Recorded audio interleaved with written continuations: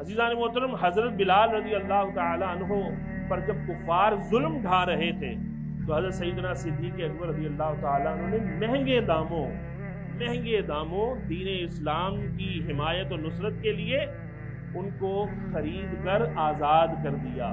تو رسول اللہ علیہ والسلام نے اس پر کیا ٹائٹل آپ کو عطا فرمایا کہ تم عتیق ہو، یعنی تم جہنم سے آزاد کر دیے گئے ہو۔ یہ حضرت سیدنا صدیق اکبر رضی اللہ تعالیٰ عنہ کا یہ لقب ہے۔ آپ صدیق ہیں اور آپ عتیق ہیں، عتیق من النار، جہنم سے آزاد کیے ہوئے ہیں۔ اور فرمایا آپ کے فضائل آسمان کے تاروں اور زمین کے ذروں کی طرح بے شمار ہیں۔ جہاں نیکیوں کا ذکر ہوا، ام المومنین نے پوچھا رسول اللہ علیہ والسلام سے کہ کیا یا رسول اللہ کسی کی اتنی نیکیاں بھی ہیں کہ جو آسمان کے تاروں کے برابر ہوں؟ تو آپ صلی اللہ علیہ وآلہ وسلم نے ارشاد فرمایا کہ ہاں اتنی نیکیاں ہیں۔ پوچھا کس کی؟ کہا عمر فاروق رضی اللہ تعالیٰ۔ انہیں تھوڑا یہ تعجب ہوا کہ میرے والد، ان کا تو ذکر ہی نہیں ہوا۔ تو جب ان کے بارے میں پوچھا تو فرمایا کہ ابو بکر صدیق کی ایک رات کی نیکیاں عمر کی نیکیوں سے زیادہ ہیں۔ وہ رات جو انہوں نے رسول اللہ صلی اللہ علیہ وآلہ وسلم پر اپنی جان فدا کر دی اور اپنے آپ کو موت پر پیش کر دیا۔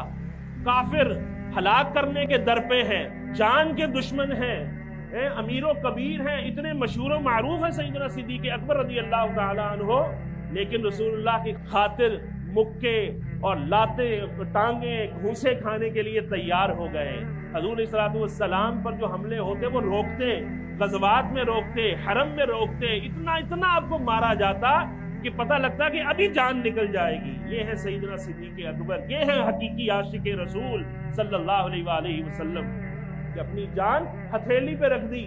مال راہ خدا میں کتنی دفعہ ایسا موقع آیا کہ سارا کا سارا راہ خدا میں قربان کر دیا، اور کفار کا جناب لشکر ہے پیچھے، تلاش میں ہے، حضور علیہ السلام کے ساتھ جا رہے ہیں، کندھوں پر اٹھا کر غار ثور جو ہے اگر کوئی چڑھا ہے اوپر، مجھے الحمدللہ ایک مرتبہ چڑھنے کی سعادت ہوئی حاصل، اور کئی لوگ گئے ہوں گے اس وقت تو چڑھ بھی سکتے تھے، تو جناب پتہ لگ جاتا ہے کہ پہاڑ پر چڑھنا اور جناب اوپر نہ سانسیں بحال رہتی ہیں۔ ابھی تو توڑ کے پتھر تو رستے بنا دیے گئے، سیڑھی تھوڑا اندازہ ہو جاتا ہے، تو ورنہ اس وقت اندھیری رات ہے، پیچھے خوف ہے، تنہائی ہے، ڈر ہے، جان کا ڈر ہے۔ حضور علیہ السلام کو لے کے جا رہے ہیں اور وہاں جا کر اب اوپر غار ہے، کون اوپر جاتا ہے؟ کوئی شارع عام تھوڑی ہے جہاں سے ہر کوئی گزرتا ہوگا، کوئی مسافر خانہ ہے اوپر کہ جس کی صفائی ستھرائی ہوگی، ایسا تو نہیں ہے۔ اور لوگ جو ہیں وہ وہاں پر اپنا ایمان تازہ کریں، جو کہ وہ لوگ کرنے نہیں دیتے، کہتے ہیں شرک شرک شرک، موت ہے، یہاں جاؤ گے تو مر جاؤ گے، گرو گے تو مر جاؤ گے، روکنے کی بڑی کوشش کرتے ہیں، لیکن عاشق بھی ہیں وہ نہیں باز آتے، کہتے ہیں ہم نے جانا ہے، ان ہواؤں میں جا کے سانس لینا ہے، ان پتھروں کی زیارت کرنی ہے جنہوں نے رسول اللہ کی زیارت کی ہے۔ یہ عشق، یہ ادب، یہ جذبہ کہاں سے ملا ہے؟ یہ صحابہ کرام کے طریقوں سے ملا ہے۔ تو باہر اندر گئے، اندر جناب سانپ ہو، بچھو ہو، یا کوئی ایسی مخلوق ہو جو ضرر پہنچا سکتی ہے، موذی ہو، مہلک ہو، لیکن کوئی پرواہ نہیں کی۔ یا رسول اللہ آپ ٹھہریے، میں پہلے جاتا ہوں۔ اندر جا کے صفائی کرتے ہیں ساری، اور جناب سوراخوں کو بند کرتے ہیں۔ یہ ایسے حقیقت میں ہوا، یہ افسانہ نہیں ہے، کوئی سٹوری نہیں ہے، ایسا ہوا، حدیث کے اندر موجود ہے، سیرت کی کتابوں میں موجود ہے۔ تو جا کر پھر ساری جگہوں پہ کپڑے، جو اضافی کپڑے پھاڑ کے وہ سوراخ بند کرتے ہیں، اور حضور صلی اللہ علیہ وسلم کو بلاتے ہیں اندر، اور پھر ایک سوراخ میں ایڑی دے دیتے ہیں کہ کوئی ایسا نہ ہو کہ کپڑا نہیں بچا تو اس میں سے کچھ نکل ہی نہ آئے۔ اور پھر وہ کئی سالوں پتہ نہیں کب سے وہ سانپ جو حضور کا مشتاق زیارت تھا کہ کبھی مجھے بھی تو وہ موقع نصیب ہو کہ میں بھی رسول اللہ صلی اللہ علیہ وسلم کو تک لوں، میں دیکھ لوں، ان کے جلوے دیکھ سکوں۔ وہ باہر نکلنے کی کوشش کر رہا ہے، اسے ایڑی سے روکا جا رہا ہے، اور اتنے میں وہ ڈستا ہے کہ پیچھے کرے، کون ہے کہ پیچھے کرو۔ رسول اللہ صلی اللہ علیہ وسلم کے یہ ساتھی یہ اپنی جان تو فدا کر چکے کہ جو ہونا ہے ہو، مجھے ہو، میرے رسول اللہ صلی اللہ علیہ وسلم کو کچھ نہیں ہونا۔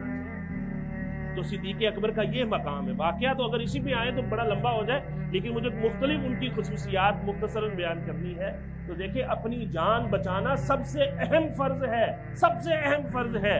اللہ نے یہ جان ہمیں امانت دی ہے، لیکن جب باری آ جائے رسول اللہ صلی اللہ علیہ وسلم کی تعظیم کی، ناموس کی، عزت کی، حرمت کی، تو پھر یہ جان اس کی ہمیں پرواہ نہیں کرنی، اور رسول اللہ صلی اللہ علیہ وسلم کے لیے، آپ کے دین کے لیے، آپ کے اسلام کے لیے جو لائے ہیں، قرآن کے لیے، کہ اس کو جو ہے قربان کرنے سے دریغ نہیں کرنا۔ تو عزیزان محترم، یہ صدیق اکبر رضی اللہ تعالیٰ نے بتایا کہ یہ ہے عملی عشق، کہ اپنی جان کی پرواہ نہیں کرنی، مال کی پرواہ نہیں کرنی، کیونکہ اللہ فرماتا ہے ان اللہ اشتری من المؤمنین انفسهم واموالهم بان لهم الجنہ، کہ بے شک اللہ نے خرید لیا ہے مومنوں سے، ان کی جانیں بھی خرید لی ہیں اور ان کے مال بھی خرید لیے ہیں، اور بدلے میں سودا کیا دیا ہے؟ اللہ نے جنت کا سودا دیا ہے۔ تو جب یہ جان بھی ہماری نہیں ہے، یہ مال بھی جو ہم جیب و تجوریوں میں رکھتے ہیں، یہ ہمارے نہیں ہیں، کیونکہ اس کے بدلے میں سودا ہو چکا ہے، اور اللہ نے اس کے بدلے ہمیں کیا دینی ہے؟ تو پھر جان کی دینے کی باری آئے تو اس کی پرواہ نہیں کرنی، مال دینے کی باری آئے تو اس کی بھی پرواہ نہیں کرنی، اور اس کا عملی ثبوت حضور صلی اللہ علیہ وسلم کے صحابہ نے جو ہے وہ عمل کی صورت میں پیش کر کے ہمیں دکھا دیا ہے۔ عزیزان محترم، انبیاء کے بعد آپ ہی افضل الخلق ہیں، آپ اس اسلام کے بعد کبھی حضور صلی اللہ علیہ وسلم سے جدا نہیں ہوئے، سفر میں، حضر میں وہ آپ صلی اللہ علیہ وسلم کے ساتھ رہتے رہے، غزوات میں، تمام غزوات میں حضور اکرم صلی اللہ علیہ وسلم کے ساتھ رہے، آپ سب سے پہلے آپ اسلام لائے۔